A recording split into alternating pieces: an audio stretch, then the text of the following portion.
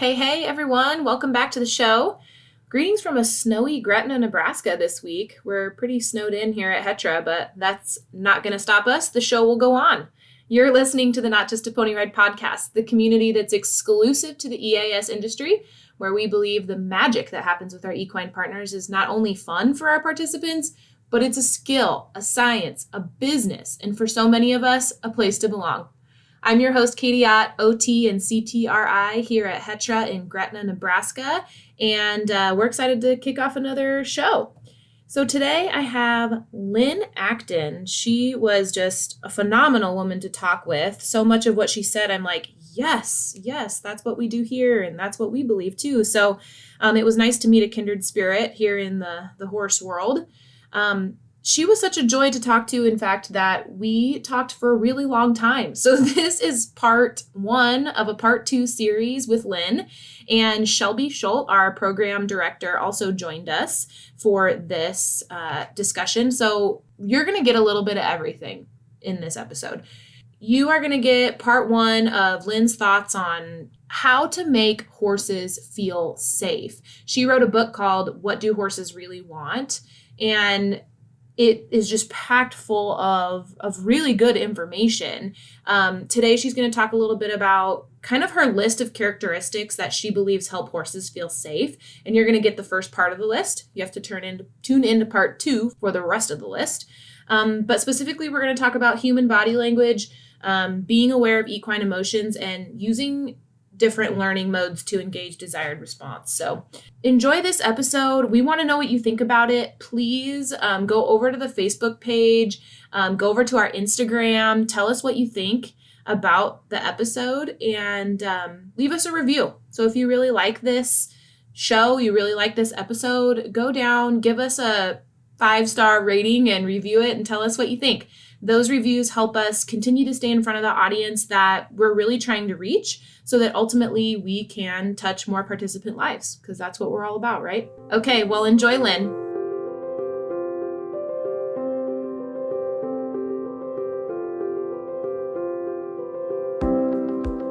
Thanks for stopping by the show, Lynn. We're excited to have you. Thank you. I'm happy to be here. Well, why don't we get started with telling everybody who you are and your background a little bit, how our paths crossed here. Well, I actually was involved with a therapeutic riding program in the early 90s, shortly after I got my riding instructor certification. And we had a program for youth at risk. And so we had able-bodied kids, but some behavior and cognitive challenges. And at the same time, I was doing therapy dogs and was a certified tester for Delta Society's pet partners. So I have a kind of a double interest in the animal-assisted therapy world. And since then, I've done a variety of different things. I grew up riding hunt seat, trading riding privileges for barn chores for the horse dealer. So I got to ride all kinds of different horses, lots of adventures. And I've ridden hunt seat, Western trails, classical dressage. My Arab was the 2018 world champion in equagility. That's ridden agility. I've been a CHA certified instructor since '94. So I've got a big variety of background in the horse world. And in 2012, I fostered a pony who was written off by her previous trainer as dangerous. Wouldn't let kids anywhere near her. He obviously was afraid to ride her. It was clear to me that she was dangerous because she was afraid, and that I had to dramatically change the way I approached her training. I knew that if I approached her with the standard pressure release, negative reinforcement training, we were going to go nowhere good. So I made a dramatic change. I focused on making her feel safe. That was my priority. The obedience I didn't worry about, as long as she was behaved safely with people, which she was willing to do. And I saw an incredible change in her. Within a few months, she was doing agility with me. The following year, she was doing agility with my grandchildren. So I had to find out what went right. So something went really right here, much better than I had dared to hope. So I took my horse background experience and added my academic background in sociology and system science. And I did a lot of research, which I like to do anyway. And I'm fascinated with how horses behave, how they feel, how they learn, the social dynamics of domestic and free roaming herds. So I put all that together, and I also researched different training techniques and philosophies, current and historical, and tested that against my own personal experience and my observations as a riding instructor. And some things became really clear as I looked at this. Um, Horse herds survive on cooperation, not on competition. The fallacy of the dominant leader in a horse herd is just that, it's a fallacy. So social connections to a horse mean safety, not having a strong leader, but social connections. And following the rules is their default, not pushing for rank, because um, they're you have to follow the rules in order to be a member of the social group. Otherwise, you get kicked out of the group. So this sort of explained how I was getting such reliable behavior from Brandy, my foster pony. Um, Following the rules came naturally to her, and so did being cooperative, as long as she felt safe. Mm-hmm. Most training programs, common training programs now, the sort of the standard is we need to be in charge. We need to make sure the horse is obedient. If the horse disobeys, we need to make sure the horse does obey. And very often the horse's emotional state is overlooked. And this is where where things can go very wrong. Um, Common training programs tend to encourage adversarial relationships where the horse says, I'm anxious, this is too much pressure, I can't cope with this. And the person says, you're being disobedient, and ups the pressure. Mm. And then you have more disobedience, in quotes, and more anxiety. And when you get a horse, go ahead. Yeah, that's just an interesting perspective, as I think so many of us, are familiar with the pressure release method and how we maintain control of our horses is different in different scenarios, right? So, I'm thinking about like if we're just like at liberty or in a round pen with the horse, right? It's a little bit different than if we're mounted with a rider, maybe that's fragile or something like that, when we're expecting a certain type of behavior. So I'll let you continue, but I'm really excited to kind of get into kind of the different perspectives and what you think, how your training and your research has led you to look at that. Well, you actually in therapeutic riding, you do have a very unique sort of situation where you don't have just one horse, one rider. You have a horse who needs to be handled by a lot of different people, ridden by a lot of different people, and you need him to be most reliable in situations where something might go wrong. Right. You've got really in a lot of ways the ultimate challenge. And um, and that's why I think that shifting the focus to the horse's feeling of safety can be a better thing for everybody. But so what I figured out was that a lot of problems with horses come from the horse's anxiety. Mm. That what people see as disobedience is really the horse saying, I'm nervous, I'm not comfortable with what's going on. And instead of the person saying, oh, I see that, let's back off a little bit, let's calm things down, and let's approach things from a different angle. The person says, no, I've told you what to do, you better do it right now. And then, of course, the anxiety goes up. So, and ultimately, if you get a horse who looks like he's bomb proof, what you've often got is a time bomb. You've got a horse who's learned not to show any stress or anxiety, so you don't see the warning signs. And then if he is overwhelmed, he blows up, and everybody goes, where did that come from? I've heard that so often, especially in our industry, because I think so many centers go out looking for those, bomb-proof, quote unquote, horses. And so many times, like you said, they're not conditioned to think with their brain to make good choices and understand that they're safe and understand that they can trust the humans around them. But rather, like you said, they're just wired to not show that they're nervous, right? And so that is where it gets super confusing, and where I think for centers trying to tease out what actually is a horse that's, seasoned and conditioned and trusting versus a horse that is like that, time bomb, quote unquote. Yes, it can be really hard to tell because the differences can be kind of subtle between a horse who's just looking relaxed and confident versus one who's just zoned out. Mm-hmm. And then when their attention finally comes to the here and now, their brain's not thinking. A What little I fried. always Yeah, yes. What I want is a horse who's thinking, and he might not always say, "Yes, ma'am, I'll do exactly what you say every minute." He may be thinking, like, "Well, you told me to step over here, but my rider is unbalanced this way, so I need to stay under my rider." And this is what we want, is the horse who's thinking and looking out for people. When is a horse most likely to look out for people? When he feels safe, when Mm-hmm. he feels like people are looking out for him, and he understands his job.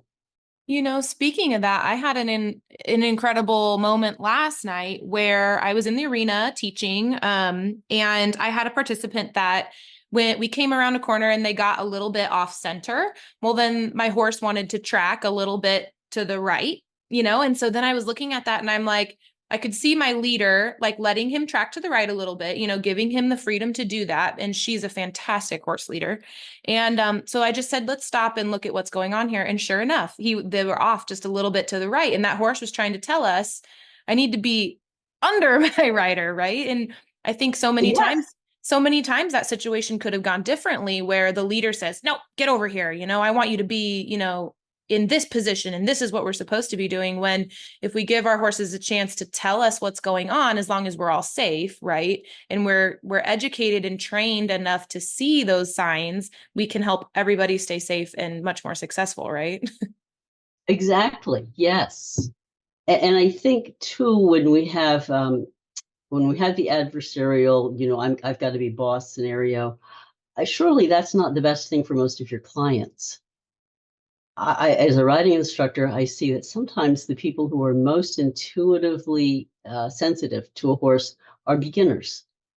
They haven't been ingrained with "you have to be boss," so they sometimes have some very, very good insights into what their horse is thinking and feeling. Mm-hmm. And I would think that's also better for interpersonal relationships. If you talk about horsemanship being good for people to take out into the wider world and their social relationships with people, do we want to teach them the "I have to be boss" model, or do we want to teach them the "tune in with empathy to the other individual and let's work together" model? Mm-hmm. And I think it would give people more confidence than saying to them, "These horses are big and strong and they want to be in charge, and you have to be very careful not to get hurt," as opposed to, "Yes, they're big and strong and they could hurt you by accident. So we have lots of safety rules, but they won't hurt you on purpose. We just need to Right. make sure it's clear." Hi, Miss Shelby. Hi. We'll pause and let Shelby join us. How are you? Good. Sorry, I'm late. No, you're fine. So anyway, Lynn, I'll let you continue. This is Shelby. Hi. Hi, Shelby. Yeah, so I wanted to make it really clear that protector leadership is not like my personal training program. It's the culmination of years of research when I wanted to know what can we do to make horses' lives better, to make them more reliable partners, as opposed to obedient servants, which is one of the goals of a lot of training programs. Mm-hmm. And that's why I think that being a protector leader is a blueprint for helping helping horses work better and helping people be safer with them, and improving the horse's emotional welfare, because I based it all on what's research show us and what have been the successes of other trainers working with horses. Mm-hmm. And the foundation of it really is earning the horse's trust, showing the horse, "You're safe with me." And a lot of people talk about this taking a long, long time to bond with a horse, but you can actually show a horse he's safe with you in the first 10 seconds you meet him. And this is the kind of thing that doesn't often get taught overtly to people. A lot of people, and I think you've done this, Katie, a lot of people intuitively tune into the horse's emotional state and respond to it. That's why you were getting that clear, the horse taking care of the rider who was getting off balance. Mm-hmm. That horse feels taken care of by you, knows that you're going to be looking out for him. So he's then able to look out for his rider.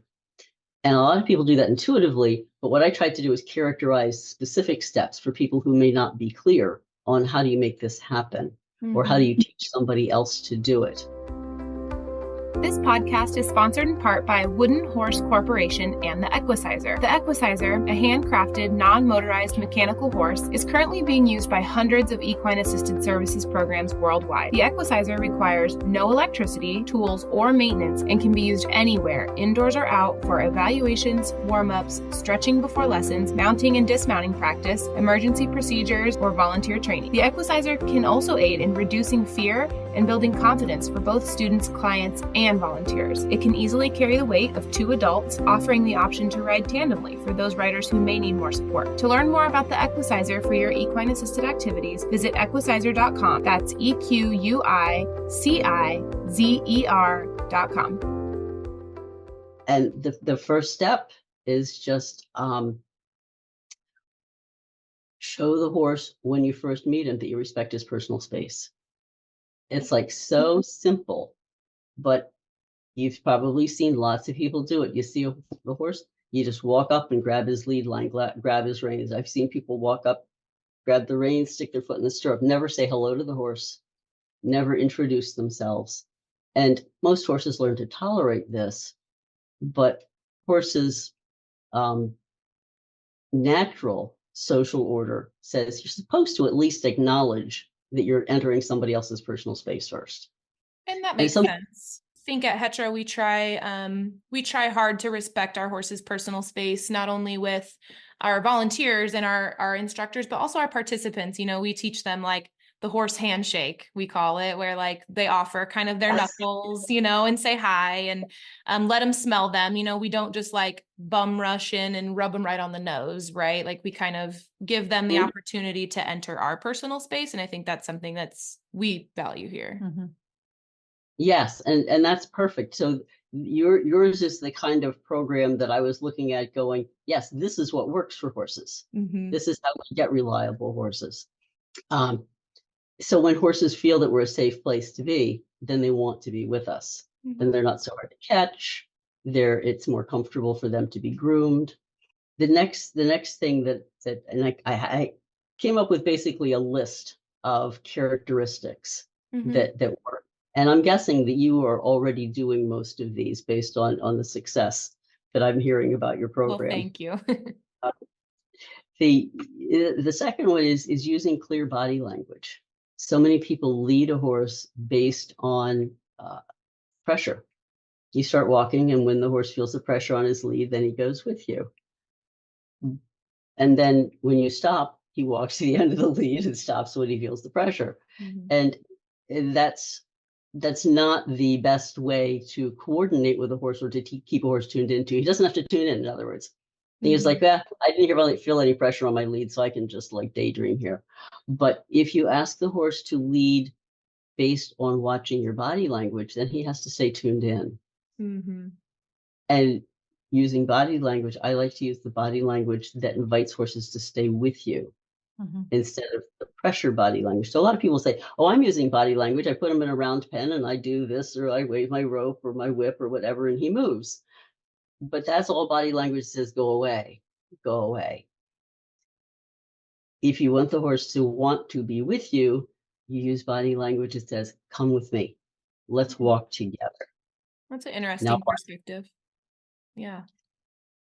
If you think about it, horses don't, when horses are establishing dominance over another horse, that has to do with resource guarding, not leadership. Mm-hmm. Yeah. And the chasing is the kind of thing horses do when they're resource guarding. The horses who are friends, who are comfortable together, don't chase each other, except to maybe say, hey, you're in my hay pile, scoot over that away, please. They don't make a point of doing a lot of chasing, and they don't establish their leadership that way. So then I have a question about so if you're in a round pen or something like that, like your example, What's your perspective on the difference between I'm being the boss and I want you to respect me? I think those might be different issues. Resource guarding is something that we see a lot in domestic horses, where you have a confined space, Right. individuals who are not well known to each other necessarily, and introduced food, so that there's a precious resource that everybody wants. Because in the wild, you don't have concentrated resources. If there's not much grass, then you just spread out further. You go to the creek, drink, you pick your spot. So what Sue McDonald, the behaviorist, calls the horses who guard the food and so on, yes, they're dominant, but that's not the dominance that leads the group. There's a difference between dominance and leadership. Mm.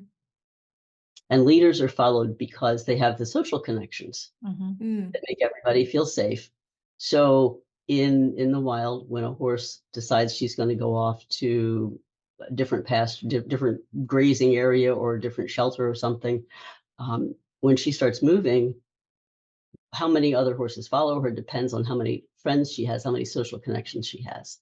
So we want to be the one with all the social connections so that all the horses want to be with us and follow us. In the round pen, that's saying you want to be dominant. I'm saying I want you to get away from me. And usually when horses when horses chase each other and make them run, as opposed to like, please step out of my personal space here. But when horses actually make another horse run, usually that means I don't really want you to come back. That's not saying I want you to come back and follow me because I'm going to be your leader. It just means go away and don't come back. Makes sense. Right. So teaching people to round pen a horse in that sense of having them move around a round pen is not that does not establish leadership. That's been pretty well documented in research studies. In fact, somebody used radio controlled cars in a round pen, and the horses ultimately followed the cars because they found out that when they followed the cars stopped chasing them. So how do you, so in my history, I guess, in my experience, I've noticed that like I started a young horse, and the more I guess I would call it round penning. The more I round penned him, the more I feel like when he joined up with me and he's like willing to follow me and do that type of thing, how, you know what I mean? And you see some changes in behavior ultimately, right? So what are your perspectives on that? Or Shelby, I don't know if you have any. Well, and just knowing what you did when you started that horse, I think the thing you have to keep in mind is that's not the only thing you did. So like you were working on moving his feet and moving him and asking him to come in and join up, but you were also doing a lot of other work that was closer, slower, more like relationship work and not just run away. I think sometimes people can get into trouble. I agree with what you're saying, Lynn, when all they do is round pen and they just chase them around, and the purpose of it is just to chase them around. Right. That's not, and I think we see that. I have a mare at home that a lot of people say, oh, she's the boss mare. Well, yeah, she's the boss mare because she's going to take all the food, but she's not truly a boss mare. Like she doesn't really have any friends. They're just people just get out of her way because not people, horses get out of her way because they know if they don't, they're going to be in trouble. Right. Right. Yeah. That's a perfect example of how it goes. And we don't want to be that kind of boss. Right. Exactly. Because it means the horse. And that's another thing that's shown up pretty consistently in studies. If people use only that negative reinforcement in working with horses, then those horses don't want to be with people. And most people really want the horses who want to come to us.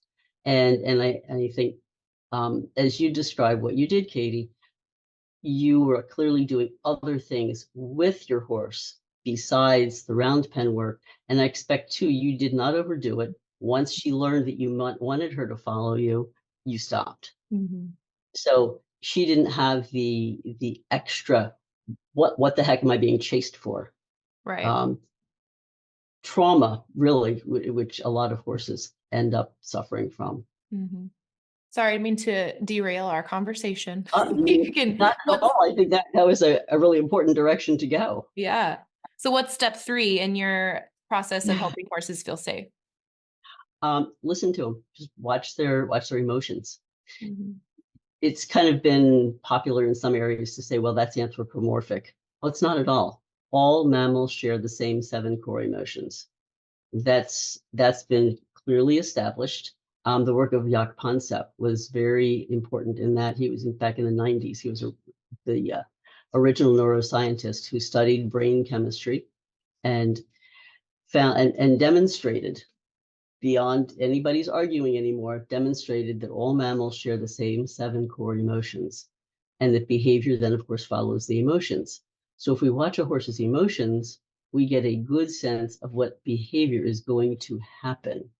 So when you see a horse who's very anxious and tense, and you're acknowledging that fact, then you're not going to be surprised if that horse then suddenly bucks with the rider. Mm.